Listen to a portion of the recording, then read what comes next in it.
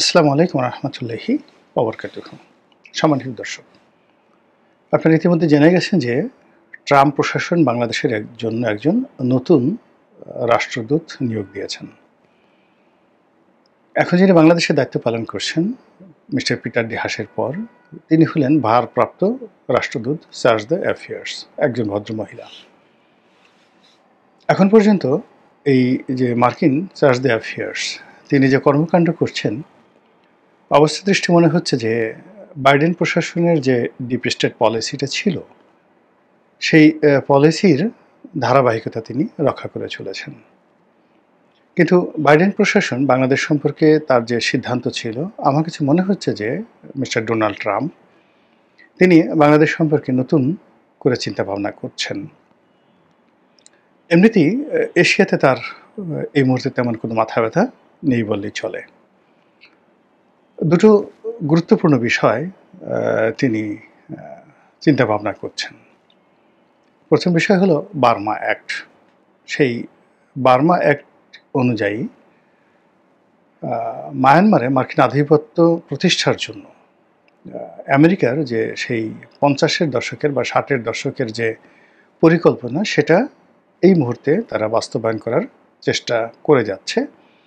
এবং বাইডেন প্রশাসন যেটা পুনরুজ্জীবিত করেছিল, ডোনাল্ড ট্রাম্প প্রশাসন সম্ভবত সেটাকে শক্তিশালী করার চেষ্টা করছেন এবং সেই অর্থে বাংলাদেশের সঙ্গে একটি মিত্রতাপূর্ণ সম্পর্ক, কৌশলগত সম্পর্ক স্থাপনের জন্য মিস্টার ডোনাল্ড ট্রাম্প বদ্ধপরিকর। এখন এই যে বার্মা অ্যাক্ট, সেই বার্মা অ্যাক্টের পরিণতিতে বাংলাদেশের মানচিত্রে কি হবে, মায়ানমারের মানচিত্রে কি হবে, এবং এটা এই বর্তমান প্রেক্ষাপটে আদৌ বাস্তবায়ন করা সম্ভব কিনা, এগুলো নিয়ে ভিন্নতর প্রশ্ন রয়েছে। এর কারণ হলো 50-এর দশকে 60-এর দশকে এশিয়ার যে রাজনীতি এবং ওই মুহূর্তে সারা দুনিয়াতে কমিউনিজম ভার্সেস ক্যাপিটালিজমের যে বিভক্তি ছিল, তার প্রেক্ষিতে আমেরিকার যে কর্তৃত্ব, বিশেষ করে 70-এর দশকে, ওটাকে চ্যালেঞ্জ জানানোর মতো কোনো শক্তি এশিয়াতে ছিল না। ক্ষমতার ভারসাম্য ছিল সামরিক ক্ষেত্রে সোভিয়েত ইউনিয়নের মাধ্যমে, কিন্তু ঠিক আমেরিকা যেভাবে চেয়েছে বা সিআইএ যেভাবে চেয়েছে, এশিয়ার বেশিরভাগ রাষ্ট্র যেগুলো কমিউনিস্ট হয়নি, তাদের ক্ষমতার পালা পরিবর্তন, পট পরিবর্তন ঠিক ওইভাবেই ঘটেছে এশিয়াতে। বিশেষ করে জাপান, তারপরে পাকিস্তান, সিঙ্গাপুর, থাইল্যান্ড, এই সকল দেশে, এমনকি মায়ানমারেও তাদের একটা বিরাট যাকে বলে আধিপত্য ছিল। কিন্তু গত 20 বছর ধরে চীনের ক্রমাগত উন্নতি, ভারতের উন্নতি, এগুলোর ফলে কি হচ্ছে, তাদের যে বার্মা অ্যাক্ট এবং বার্মাকে কেন্দ্র করে বঙ্গোপসাগর, ইরাবতী নদী, তারপরে যাকে বলা হয় আমাদের সেই সেন্ট মার্টিন, এবং এই অঞ্চলে তারা তাদের ঘাঁটি স্থাপন করে যেভাবে এশিয়ার উপর আধিপত্য করার জন্য 50-এর দশকে 60-এর দশকে স্বপ্ন দেখেছিল, এখন ডোনাল্ড ট্রাম্প যদি এই সময়টিতে এটি বাস্তবায়ন করতে চান, এটা রীতিমতো পাগলামো ছাড়া আমার কাছে মনে হচ্ছে না যে সফলতা সম্ভব। কেবলই মাত্র এটা পাগলামো। তো ডক্টর মোহাম্মদ ইউনূস সরকার ক্ষমতা আসার পর আমরা রোহিঙ্গাদেরকে নিয়ে যে নড়াচড়া দেখেছি, মানবিক করিডোর নিয়ে যেভাবে আমেরিকার হম্বিতম্বি দেখেছি, সেন্ট মার্টিন দ্বীপকে নিয়ে আমাদের দেশে যে লুকোচুরি হচ্ছে, এবং যেভাবে আরাকান আর্মিদেরকে শক্তিশালী করার জন্য এবং আরাকান আর্মিকে এই মুহূর্তে যেভাবে বাংলাদেশের বিরুদ্ধে লেলিয়ে দেওয়া হয়েছে, মূলত আমেরিকার দ্বারস্থ যেন আমরা হই, এটা আমাদের জন্য শাখের করাত হয়ে পড়েছে। আমরা এখন চীনের দিকে গেলেও মরে যাচ্ছি, ভারতের দিকে গেলেও আমাদের স্বাধীনতা সার্বভৌমত্ব শেষ হয়ে যাচ্ছে। আর অন্যদিকে যদি আমেরিকার কথা আমরা শুনতে যাই, বার্মা অ্যাক্টে তাদের সহযোগী হতে যাই, তাহলে এই বাংলাদেশ খণ্ড বিখণ্ড হয়ে যাওয়ার সম্ভাবনা রয়েছে। এবং পশ্চিমা শক্তি পুরো আমাদের এশিয়া সাবকন্টিনেন্টের রাজনীতিকে তোলপাড় করতে চাচ্ছে। অবাক করার ব্যাপার হলো যে তাদের সবচেয়ে ঘনিষ্ঠ মিত্র পাকিস্তান, তারা সেই পাকিস্তানকেও বিভক্ত করে দিতে চাচ্ছে, সেখানে স্বাধীন বেলুচিস্তান স্থাপন করতে চাচ্ছে, প্রতিষ্ঠা করতে চাচ্ছে, এবং ইউরোপে তাদের যারা মিত্র রয়েছে তাদের মাধ্যমে ইতিমধ্যেই ভারতকে খণ্ড বিখণ্ড করে দেওয়ার যে পরিকল্পনা পশ্চিমাদের রয়েছে সেটা এখন রীতিমতো ভাইরাল আকারে সারা দুনিয়াতে ঘুরে বেড়াচ্ছে। ভারতে তোলপাড় চলছে এবং বাংলাদেশকে কেন্দ্র করে এই ভারতকে খণ্ড বিখণ্ড করে দেওয়ার যে আমেরিকান প্ল্যান এবং ইউরোপের প্ল্যান, এটা নিয়ে এখন দিল্লি রীতিমতো শঙ্কিত, আতঙ্কিত। তো সেই অবস্থাতে মিস্টার ডোনাল্ড ট্রাম্প বাংলাদেশে একজন নতুন রাষ্ট্রদূত নিয়োগ দিয়েছেন এবং যে রাষ্ট্রদূত তার খুব ঘনিষ্ঠজন, একেবারে ঘনিষ্ঠজন। তো সেই ব্যাপারে আসবো, কিন্তু এর মধ্যে আরেকটি খবর সামনে চলে এসেছে। সেটা হলো ইউক্রেন এবং রাশিয়ার যে যুদ্ধ, সেই যুদ্ধ ডোনাল্ড ট্রাম্প যেভাবে বন্ধ করতে চেয়েছিলেন সেটা হচ্ছে না। এই যুদ্ধ দীর্ঘমেয়াদে চলবে এবং সেখানে ইউক্রেন এবং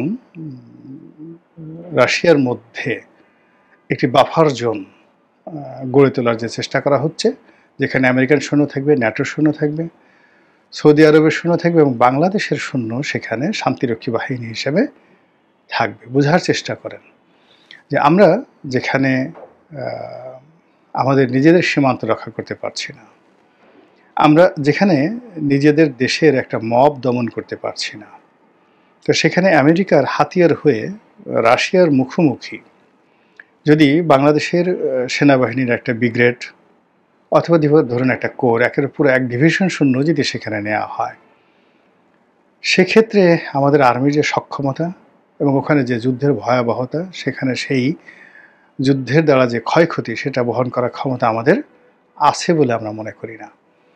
ইতিমধ্যে আপনারা দেখেছেন যে উত্তর কোরিয়াতে রীতিমতো একটা কান্নার রোল পড়ে গেছে। আপনারা জানেন যে উত্তর কোরিয়া এবং রাশিয়া কৌশলগত মিত্র।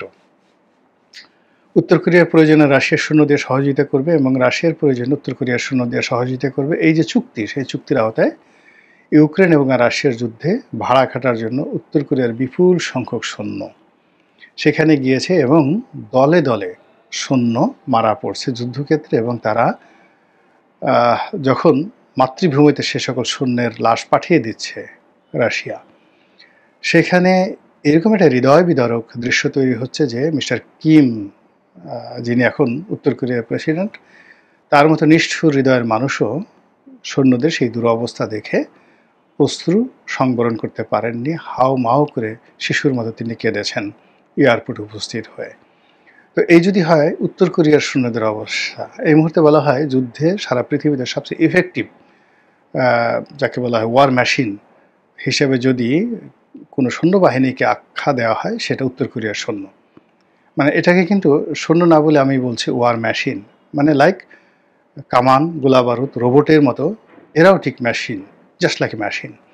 তো চীনের সৈন্য বলেন, ভারতের সৈন্য বলেন, আমেরিকার সৈন্য বলেন, এদেরকে ওয়ার মেশিন বলা হয় না, কিন্তু উত্তর কোরিয়ার সৈন্যদেরকে বলা হয় ওয়ার মেশিন, যারা রাষ্ট্রের জন্য জীবন দিতে গিয়ে একটা মিনিট চিন্তা করে না। তো এইরকম একটা ইফেক্টিভ সৈন্যবাহিনী যদি ইউক্রেন যুদ্ধে গিয়ে এইভাবে ধরা খায়, তাহলে কি হতে পারে? এর আগে আপনারা জানেন যে রাশিয়ার একটা ভাড়াটিয়া বাহিনী ছিল, ভাগনার বাহিনী, এবং সেই বাহিনী রীতিমতো এই যুদ্ধে বিদ্রোহ করেছে এবং এখন সেই বাহিনীর অস্তিত্ব আছে কিনা আমরা বলতে পারবো না, বিকজ সেই বাহিনীর যিনি প্রধান, তার সঙ্গে মিস্টার ভ্লাদিমির পুতিনের মতদ্বৈততার কারণে তাকে হত্যা করা হয়েছে।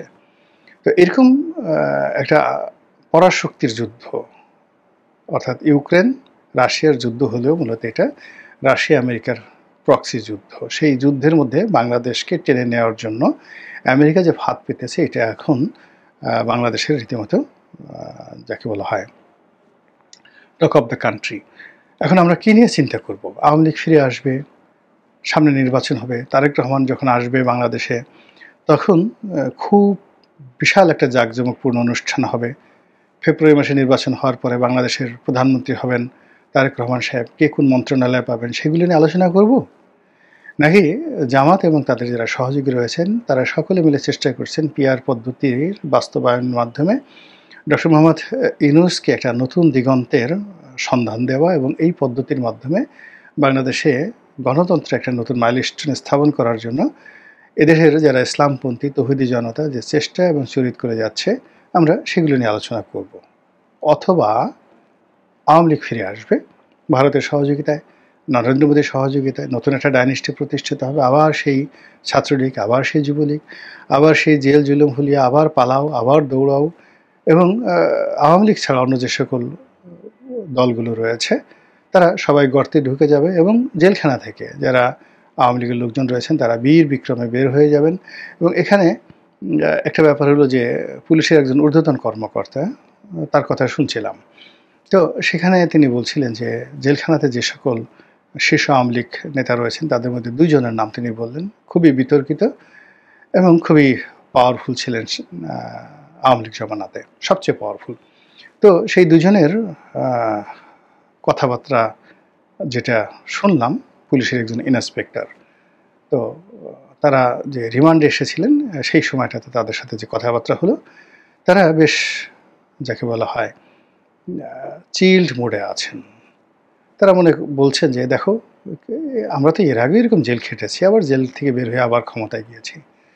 তারপর তাদের হাত পা, সেই পুলিশ কর্মকর্তা বর্ণনা করলেন যে তারা যথেষ্ট পেশিবহুল, তাদের হাতে এখন অনেক শক্তি, এবং তাদের দেখে মনে হয় না যে তারা কোনো সমস্যার মধ্যে আছে। তারা কেবলমাত্র দেশ খারাপ দিকে যাচ্ছে, অর্থনীতি ভালো দিকে যাচ্ছে না, ব্যবসা বাণিজ্য খারাপ দিকে যাচ্ছে, এইগুলো নিয়ে চিন্তিত, কিন্তু নিজেদের ভবিষ্যৎ নিয়ে, আওয়ামী লীগকে নিয়ে তারা ন্যূনতম তাদের মধ্যে চিন্তার কোনো লক্ষণ নেই।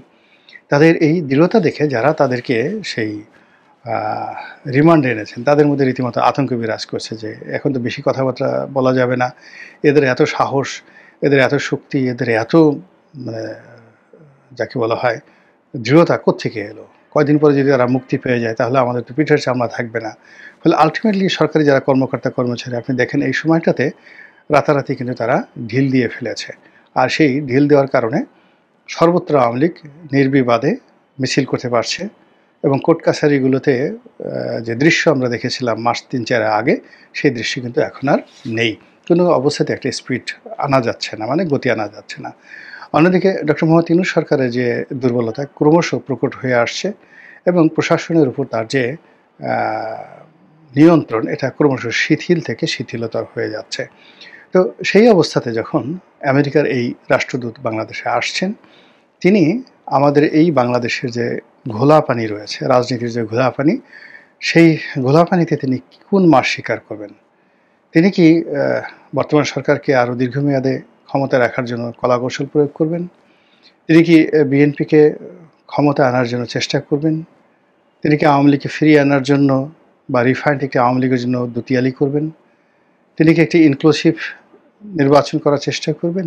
নাকি বাংলাদেশে এখন যে ঘোলা পানি আছে সেই পানিকে আরও ঘোলাটে করে একেবারে কাদা আর পানিতে থলথলে একটি অবস্থা তৈরি করবেন, যাতে করে আমরা কোনো অবস্থাতেই নড়াচড়া করতে না পারি, এবং কাদা পানির মধ্যে যেভাবে মাছ একেবারে ইচ্ছা করেই তাদেরকে ধরার জন্য ধরো ধরো আমাকে ধরো, আমি কিন্তু এই কাদার মধ্যে মরে যাচ্ছি, নিঃশ্বাস নিতে পারছি না, এইভাবে যেভাবে মাথা উঁচু করে থাকে, আমরাও ঠিক সেইভাবে নিজেদের স্বাধীনতা বিসর্জন দেওয়ার জন্য, সার্বভৌমত্ব বিসর্জন দেওয়ার জন্য আমরা কি সেইভাবে ঘোলা পানিতে নিজেদেরকে আত্মাহুতি দেওয়ার জন্য এই বিদেশি শক্তির হাতে পায়ে ধরব?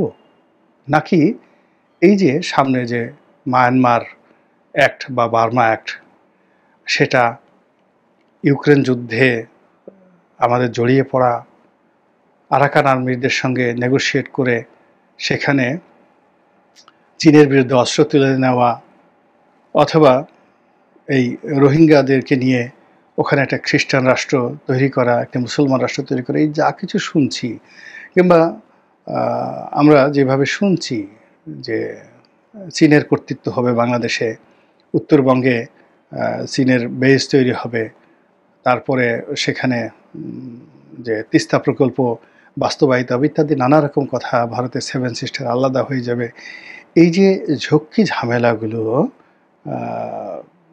নাড়াচাড়া দিচ্ছে, নানা রকম আশঙ্কা তৈরি করছে। তার সঙ্গে এই নতুন যে রাষ্ট্রদূত, তার আগমন কেমন হবে? রাষ্ট্রদূতের চেহারা আমি দেখেছি, নামটা ভীষণ রকম কঠিন নাম, আমি কয়েকবার চেষ্টা করেছি, আমার এখন মনে আসতেছে না, মনে আসছে বাট এটা বিকৃত উচ্চারণ হবে, এটা দেখে দেখে পড়তে হবে, বেশ কয়েকদিন লাগবে। তো নামটা যেভাবে তার খুব কঠিন নাম, দ্বিতীয়ত তার চেহারার মধ্যেও একটা যাকে বলা হয় অন্যরকম একটা অভিব্যক্তি রয়েছে, সাধারণ চেহারা নন, যাকে বলা হয় অর্থপূর্ণ চেহারা, এবং সেখানে ঋজুতা রয়েছে, দৃঢ়তা রয়েছে। ডোনাল্ড ট্রাম্পের মতো নয় বা মার্শাল বার্নিকাট বুমের মতো নন। একটা ব্যতিক্রমধর্মী চেহারার একজন লোক তিনি আসছেন। তো কাজেই তার এই আগমনে আমার কাছে মনে হচ্ছে যে খুশি হওয়ার মতো কিছুই থাকবে না, বরং আতঙ্কগ্রস্ত বা অস্থিরতা অথবা অনিশ্চয়তা সব কিছুই আমাদের দিকে সেই ঝড়ের গতিতে ধেয়ে আসছে বলে আমি মনে করছি। আল্লাহ আমাদের সবাইকে হেদায়েত দান করুন এবং হেফাজত করুন। আসসালামু আলাইকুম ওয়া রাহমাতুল্লাহি ওয়া বারাকাতুহু।